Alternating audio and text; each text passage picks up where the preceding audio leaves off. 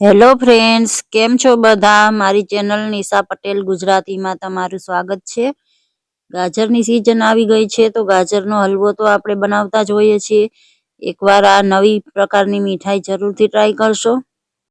જેને પણ ચખાડશો તે પૂછશે કે કેવી રીતે બનાવી છે। એકદમ સ્પેશિયલ અને बहुत ही સરળ રીતથી આ મીઠાઈની રેસીપી હું તમારી સાથે શેર કરું છું। ગાજરના હલવાથી કંઈક હટકર જ મીઠાઈ બનાવી છે। ના તો આપણે માવાનો યુઝ કર્યો છે, ના મિલ્ક પાવડર। ઘરના જ સામાનથી આપણે આ મીઠાઈને બનાવીને તૈયાર કરીશું। તો આ મેં વજનમાં 500 ગ્રામ લાલ ગાજર લઈ લીધા છે। એને આપણે આ રીતે છીલી લેશું અને આને આપણે ઘસવાની પણ જરૂરત નથી ફ્રેન્ડ્સ। બધા ગાજરને આ રીતે પાતળા પાતળા કટ કરી લેશું। ફ્રેન્ડ્સ, ગાજર કટ કરું છું ત્યાં સુધી મારી એક રિક્વેસ્ટ છે, તમે મારી ચેનલને સબસ્ક્રાઇબ નથી કરી તો પ્લીઝ ચેનલને સબસ્ક્રાઇબ કરી લો અને બેલ આઇકનને પ્રેસ કરી દો કે હું જ્યારે પણ નવો વિડીયો અપલોડ કરું તો તેની નોટિફિકેશન તમારા ફોનમાં સૌથી પહેલા આવે। હવે આ 1/4 કપ આપણે મગની દાળ આ રીતની ફોતરા વગરની દાળ જેને કહીએ છીએ આપણે એ લીધી છે। એને આ રીતે એક પેનમાં એડ કરી દેશું અને લો ફ્લેમ પર આપણે આ દાળને શેકવાની છે। વધારે સમય નહીં લાગે ફ્રેન્ડ્સ, 3 થી 4 મિનિટમાં દાળ અમારી શેકાઈ જશે। આપણે હાઈ ફ્લેમ નથી રાખવાની, નહીં તો દાળનો કલર ચેન્જ થઈ જશે અને અંદરથી દાળ શેકાશે નહીં। હવે 8 થી 10 મેં કાજુ આમાં એડ કર્યા છે। તમને પસંદ હોય તો તમે આમાં નારિયેળ પણ એડ કરી શકો છો ફ્રેન્ડ્સ। મેં સિર્ફ ખાલી કાજુ એડ કર્યા છે અને કાજુ પણ એડ કરવા નથી માંગતા તો ખાલી મગદાળ સાથે પણ આ રેસીપીને બનાવી શકાય છે। હવે આ કાજુ અને મગદાળને શેકી લીધા છે ને અલગ પ્લેટમાં લઈ લેશું કે જલ્દીથી ઠંડા થઈ જાય અને આપણે આને મિક્સરમાં બ્લેન્ડ કરી લેવાનું છે। પાછું મેં તેજ પેન ગેસ પર રાખી દીધું છે અને એમાં 1 ચમચી ઘી એડ કરીશું આપણે। હવે આપણે દાળ અને કાજુને જે પીસીને રાખેલો પાવડર કર્યો હતો એ એડ કરી દેશું આપણે। આ રીતનો એકદમ ફાઇન પાવડર કરી દીધો છે મેં, તમે જોઈ શકો છો। હવે આપણે આ દાળને ફરીથી ઘી સાથે શેકવાની છે। તો દાળને આપણે શેકી લીધી છે એટલે આને વધારે સમય નહીં લાગે। હવે આ 1 કપ મેં દૂધ લીધું છે, એમાંથી આપણે 1/4 કપ એટલે કે ચોથા ભાગનું દૂધ આપણે અહીંયા એડ કરીશું અને બાકીનું 1/3 કપ દૂધ આપણે પછી યુઝ કરીશું। તો આ દાળમાં બધું જ દૂધ શોષાઈ ગયું છે, તમે જોઈ શકો છો ફ્રેન્ડ્સ। દાળ એકદમ સોફ્ટ થઈ જશે આનાથી।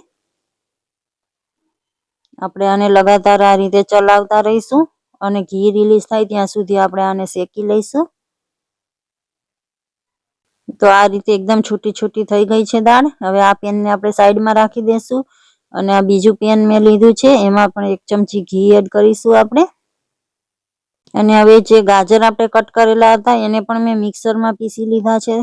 એકદમ દરદરી પેસ્ટ થઈ ગઈ છે। તમે આને ચોપરમાં પણ કરી શકો છો ફ્રેન્ડ્સ, કા પછી ખમણીથી ખમણીને પણ લઈ શકો છો, પણ આ બધાથી આસાન રીત છે, જલ્દીથી થઈ જાય છે। તો મેં આ રીતે ગાજરને પીસી લીધા છે। હવે ગાજરને પણ આપણે ઘી સાથે શેકવાના છે। જેમ જેમ ગાજર શેકાશે તેમ એનો કલર ચેન્જ થઈ જશે। ગાજરમાં મોઇસ્ચર વધારે હોય છે ફ્રેન્ડ્સ, એટલે આને મેં હાઈ ફ્લેમ પર શેક્યું છે કે જલ્દીથી શેકાઈ જાય। હવે આપણે આ બાકીનું દૂધ રાખેલું હતું એ એડ કરી દઈશું। હવે દૂધ સાથે આપણે ગાજરને શેકીશું। તો એકવાર સારી રીતે મિક્સ કરી લેશું અને આપણે આને કવર કરી દેશું કે જલ્દીથી શેકાઈ જાય, ગાજર આપણા પાકી જાય।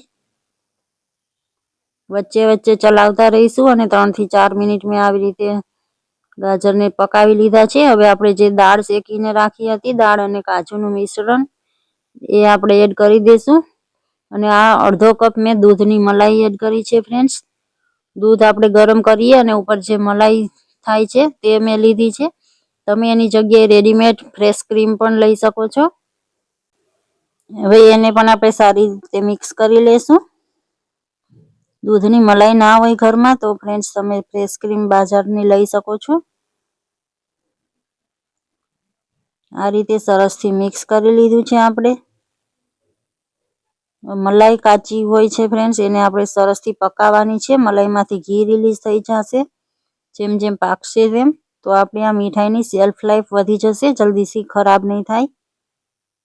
હવે આપણે આમાં મીઠા માટે મેં ખાંડ એડ કરી છે, 1/3 કપ એટલે કે પોણો કપ મેં ખાંડ લીધી છે. તમે તમારા ટેસ્ટ પ્રમાણે ખાંડ વધારે ઓછી કરી શકો છો. વધુ મીઠું ન ખાતા હોય તો અડધો કપ ખાંડ લઈ શકો છો, પણ આ પોણો કપ ખાંડ એકદમ પરફેક્ટ રહે છે. હવે જેમ જેમ ખાંડ ઓગળશે એમ મિશ્રણ આપણું પાછું પાતળું થતું જશે. તો આપણે એને આ રીતે ચલાવતા રહેવાનું છે અને મિશ્રણ પેન છોડવા લાગશે, તેમાંથી ઘી રિલીઝ થાય ત્યાં સુધી આપણે એને પકાવશું. આ મેં 1 પિંચ જેટલો ફૂડ કલર એડ કર્યો છે ફ્રેન્ડ્સ, કારણ કે આપણે આમાં દાળ એડ કરી છે તો તેનો કલર ચેન્જ ના થાય તેના માટે મેં ફૂડ કલર જે એડ કર્યો છે. એ ટોટલી ઓપ્શનલ છે ફ્રેન્ડ્સ, તમે એના વગર પણ બનાવી શકો છો. ફ્રેન્ડ્સ, આ રેસીપી બન્યા પછી એટલી બધી ટેસ્ટી લાગે છે, ખાઈને કોઈ નહીં કહી શકે કે તમે આમાં મગદાળનો યુઝ કર્યો છે. આ તમે જોઈ શકો છો મિશ્રણ આપણું ઘાટું થઈ ગયું છે, પેન છોડવા લાગ્યું છે. આનાથી વધારે નથી કૂક કરવાનું. હવે ગેસની ફ્લેમને બંધ કરી દીધી છે મેં, અને મેં આ એક ટિફિન બોક્સ લીધું છે. તમે કોઈ પણ વાસણમાં જેમાં પણ મીઠાઈને સેટ કરવી હોય તેને ઘીથી ગ્રીસ કરી લેવાનું છે. અને આ રીતે મેં મીઠાઈને સેટ કરી દીધી છે. ઉપરથી પિસ્તાની કતરણ એડ કરી છે અને આને 5 થી 6 કલાક રૂમ ટેમ્પરેચર ઉપર આ રીતે સેટ થવા દીધું હતું. તમે એને ફ્રીજમાં 1 થી 1.5 કલાક માટે રાખી શકો છો. તો મીઠાઈ આપણી એકદમ સેટ થઈ ગઈ છે. હવે એમાં આપણે કટ લગાવી લઈશું અને મીઠાઈને ડીમોલ્ડ કરી લેવાની છે. તો બની છે ને જોતા જ મોંમાં પાણી આવે એવી મીઠાઈ ફ્રેન્ડ્સ. તો એકવાર આ રેસીપીને જરૂરથી ટ્રાય કરજો. તમે જોઈ શકો છો આ રીતે આપણે બધા પીસને ડીમોલ્ડ કરી લેશું. ફ્રેન્ડ, આનું ટેક્સચર એકદમ પરફેક્ટ આવ્યું છે, સોફ્ટ બરફી બનીને તૈયાર થઈ છે અને ટેસ્ટમાં તો એટલી બધી ગજબ છે ફ્રેન્ડ્સ, તમે એકવાર બનાવીને ખાઈને ટ્રાય કરશો ત્યારે જ સમજી શકશો. તો એકવાર આ રેસીપીને ટ્રાય જરૂરથી કરજો.